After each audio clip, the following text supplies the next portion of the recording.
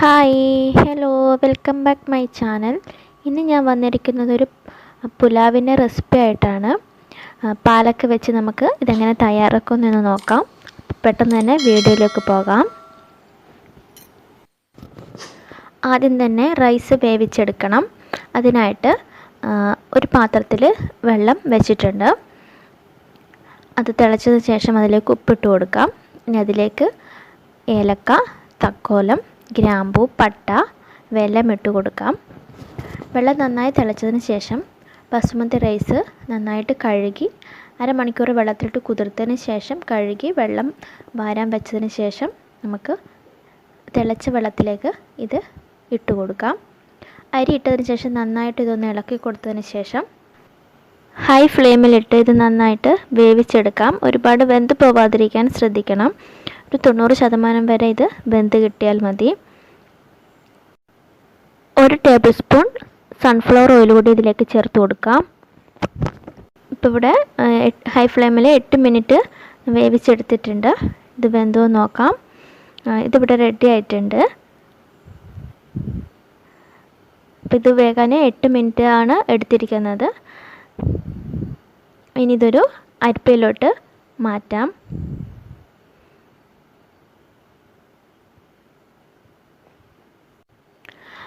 Basmati rice ഒരു 10 മിനിറ്റിൽ കൂടുതലൊന്നും വേവിച്ചെടുക്കേണ്ട ആവശ്യം വരില്ല.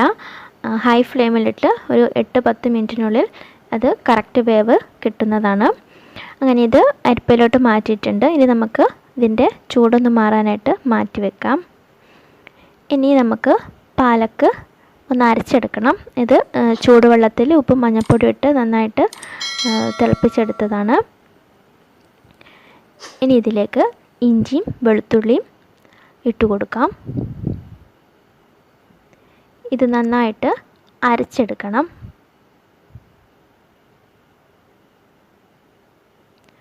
അങ്ങനെ ഇതിവിടെ നല്ലതുപോലെ അരച്ചെടുത്തിട്ടുണ്ട്. ഇത് നമുക്കിവിടെ മാറ്റി വെക്കാം. അടുപ്പത്തൊരു പാൻ വെച്ചിട്ട് അതിലേക്ക് 1 ടേബിൾ സ്പൂൺ നെയ്യ് ചേർത്ത് കൊടുക്കുന്നുണ്ട്. നെയ്യ് ഇല്ലെങ്കിൽ ബട്ടർ ആയാലും ചേർത്ത് കൊടുക്കാം. ഇതിലേക്ക് അല്പം ഓയിൽ കൂടി ചേർത്ത് കൊടുക്കാം. ഇനി ഇതിലേക്ക് ഇത് ചൂടായതിന് ശേഷം അതിലേക്ക് അണ്ടിപ്പരിപ്പും മുന്തിരിയും വേണേൽ ചേർത്ത് കൊടുക്കാം. ഞാനിവിടെ അണ്ടിപ്പരിപ്പ് മാത്രമാണ് ചേർത്ത് കൊടുത്തിരിക്കുന്നത്. ഇനി ഒരു ചെറിയ സവോള ചെറുതായി കനം കുറഞ്ഞ് അരിഞ്ഞെടുത്തതാണ്. അതുകൂടി ചേർത്തൊന്ന് വഴറ്റിയെടുക്കാം. അതൊന്ന് വഴന്ന് വന്നതിന് ശേഷം നമ്മൾ അരച്ച് വെച്ചിരിക്കുന്ന പാലക്ക് കൂടി ചേർത്ത് നന്നായിട്ട് മൂപ്പിച്ചെടുക്കണം. ഇനി ഇതിലേക്ക് വെജിറ്റബിൾസ് വേണമെങ്കിൽ നമുക്ക് ചേർക്കാം. അത് നമ്മുടെ ഇഷ്ടത്തിനനുസരിച്ച് ഏതും ചേർക്കാം. ഞാൻ ഇവിടെ ക്യാരറ്റും പയറും മാത്രമാണ് ചേർത്തിരിക്കുന്നത്. ഇതിലേക്ക് അല്പം ഉപ്പ് ചേർത്ത് കൊടുക്കാം. 1 ടീസ്പൂൺ മുളക് പൊടിയും 1 ടീസ്പൂൺ ഗരം മസാലയും ഇതിൽ ചേർത്ത് കൊടുക്കണം. ഞാൻ കാണിക്കാൻ വിട്ടുപോയതാണ്. വെജിറ്റബിൾസ് കുക്കായതിന് ശേഷം ഇതിലേക്ക് റൈസ് ചേർത്ത് കൊടുക്കാം. റൈസ് ചേർത്ത് മിക്സ് ചെയ്യുമ്പം ഒരു സ്പാച്ചുല ഉപയോഗിച്ച് മിക്സ് ചെയ്യുന്നതായിരിക്കും നല്ലത്. അല്ലെങ്കിൽ ചിലപ്പോൾ റൈസ് പൊടിഞ്ഞു പോവാൻ സാധ്യതയുണ്ട്. റൈസ് പൊടിഞ്ഞു പോവാതെ നന്നായിട്ട് മിക്സ് ചെയ്ത് കൊടുക്കണം.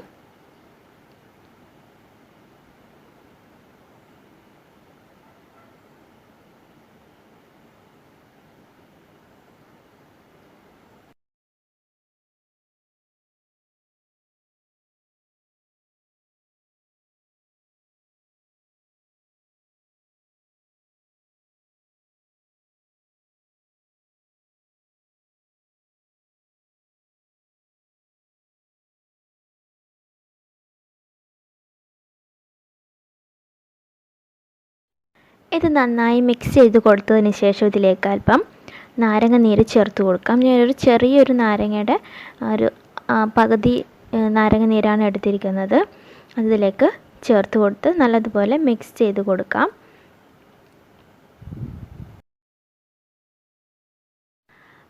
പാലക് പുലാവ് വളരെ ടേസ്റ്റിയാണ്.